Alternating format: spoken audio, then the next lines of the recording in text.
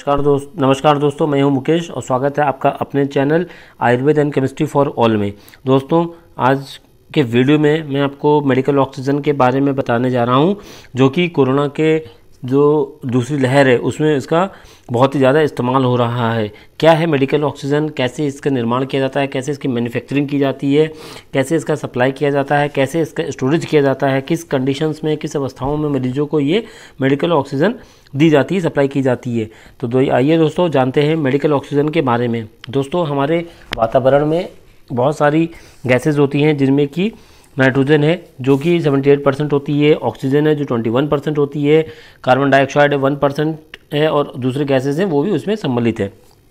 दोस्तों, जो medical oxygen है ये इसमें जो कंपोजिशन होती है उसमें 90% जो है ऑक्सीजन होता है, 90% ऑक्सीजन होता है, 5% नाइट्रोजन गैस होती है और 5% आर्गन गैस होती है। इसको जो है विभिन्न विधियों से बनाया जा सकता है। जो हमारी पेट्रोलियम कंपनीज है, सब जो और भी कंपनीज़ हैं वो भी बहुत सारी कंपनीज़ हैं। आज भारत पेट्रोलियम हो गया, सेल हो गया, रिलायंस इंडस्ट्रीज़ हो गया, टाटा स्टील हो गया, ये सारी जो बड़ी बड़ी कंपनियाँ हैं ये मेडिकल ऑक्सीजन तैयार कर रही हैं। इससे पहले भी इन्होंने तैयार करते रहती थी। मेडिकल ऑक्सीजन का इस्तेमाल जो है आज ही नहीं, बशर्ते कि बहुत पहले से ही मरीजों के इलाज के लिए इसका प्रयोग किया जा रहा है। आपने देखा होगा कि इससे पहले भी जो आईसीयू के पेशेंट होते हैं या जो जिसमें श्वसन प्रणाली में दिक्कत, संक्रमण होता है या दिक्कतें होती है, उनको भी ऑक्सीजन का जो है मास्क लगाया जाता है, ताकि व्यक्ति जो है, मरीज जो है, रोगी जो है सही प्रकार से उसमें वायु उसके अंदर जा सके, ऑक्सीजन सप्लाई उसके ब्लड को हो सके और सारे उसके अंग जो है सही प्रकार से काम कर सकें, दिल सही से काम कर सके, हृदय सही से काम कर सके। तो आज मैं आपको बताने जा रहा हूँ मेडिकल ऑक्सीजन का निर्माण कैसे करते हैं। दोस्तों, मेडिकल ऑक्सीजन का जो निर्माण है वो हम जो हमारा वायु है, वातावरण में जो वायु है, एयर है, उसको हम कलेक्ट करते हैं। उसको कलेक्ट करने के बाद उसमें जो है हम उसमें ऑक्सीजन का उसको सेपरेशन करते हैं। ठीक, उसको सेपरेशन करने के बाद जो है उसके अंदर से जो नाइट्रोजन को एलिमिनेट कर देते हैं, हाइड्रोकार्बन्स को एलिमिनेट कर देते हैं, कार्बन डाइऑक्साइड को एलिमिनेट कर निकाल देते हैं, सिर्फ उसमें ऑक्सीजन रह जाती है। ठीक, और क्योंकि मेडिकल ऑक्सीजन में सिर्फ ऑक्सीजन ही होती है, इसलिए दूसरे गैसों का जो प्रेजेंस है उसमें, अगर उसमें प्रेजेंट रहेगी तो वो कंटामिनेशन करेगी, शरीर को नुकसान पहुंचा सकती है और ये सही नहीं होगा, इलाज के दौरान सही नहीं होगा। क्योंकि ये हमारा मेडिकल ऑक्सीजन जो है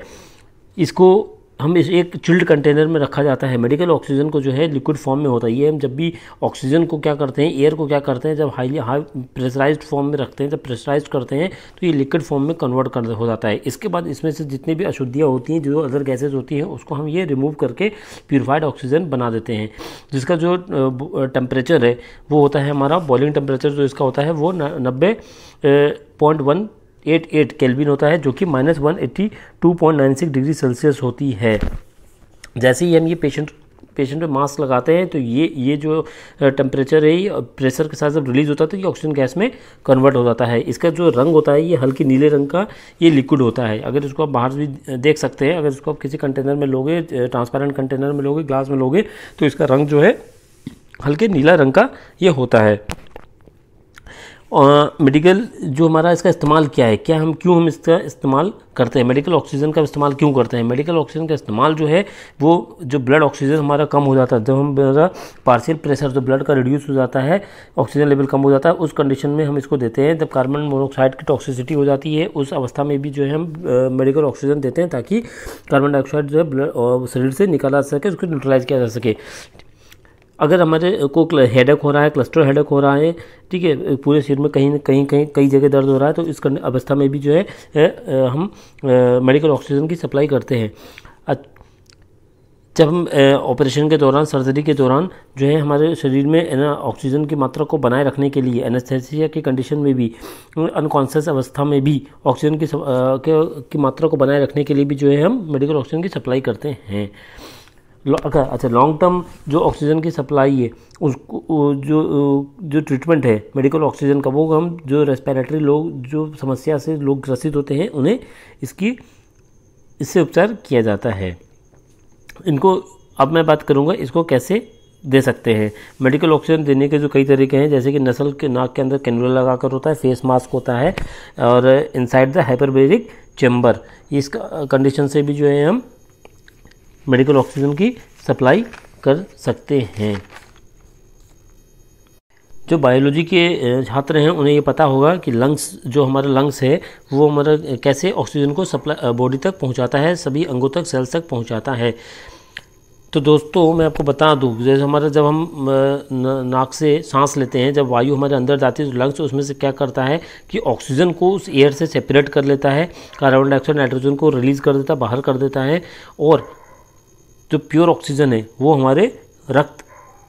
को पहुंचाता है और उस रक्त से हमारे पूरे शरीर में ऑक्सीजन पहुंचता है। दोस्तों इसमें जो मेडिकल ऑक्सीजन है, ठीक है, ये एक सिलेंडर में होता है जिसका जो पिछला भाग जो है, नीचे का पार्ट जो है, बेस जिसको हम बोलते हैं, वो काले रंग का होता है और ऊपर का पार्ट तो वाइट रंग का होता है। ठीक है, इसी के लिए, इसी का इंडिकेशन से उसकी कलर कोडिंग की गई है, जिससे कि हम जो है पता कर सकें कि किस सिलेंडर में कौन सा गैस रखी जाती है, मेडिकल गैस रखी जाती है।